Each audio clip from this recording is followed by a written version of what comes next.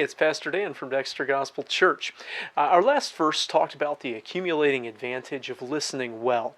It's great to have you watching this Proverbs practical, and our next one is Proverbs 19:21, which speaks of a key difference between man's mind and plans and God's mind. Proverbs 19:21 says, "There are many devices in a man's heart. Nevertheless, the counsel of the Lord, that shall stand." So when it talks about devices in a man's heart, it is not talking about someone who's had a pacemaker put in.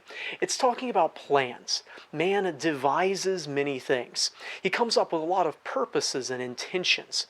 Now that's true of any given person. Every day we have dozens of plans, from when we plan to get up to what we expect to do at work to how we intend to spend our free time.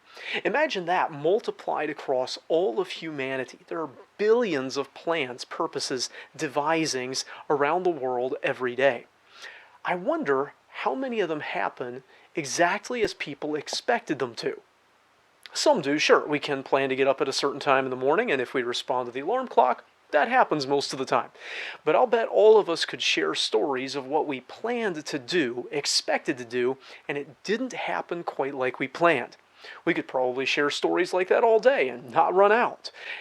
And then there's the reality that our plans change even inside of us. Things that we thought we would enjoy, we turn out not to, so we stop planning to do that. We change our expectations. We even change our ideas about what is right and wrong, both on an individual level and on a whole cultural level. We have all these things that we devise in our hearts, and they are constantly changing, and they often don't happen or work out like we expect them to. But you know who doesn't have any stories about how they expected something to happen and it didn't go like they planned? God. That's the second part of the verse, drawing a contrast with the first, that the counsel of the Lord, that will stand.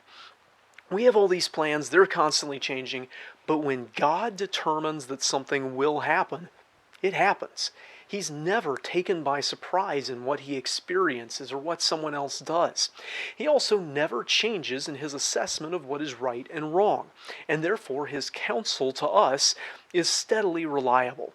Our situations change, and therefore his counsel to us is applied differently sometimes, but his morality and his expectations and his plans are eternal and unchanging.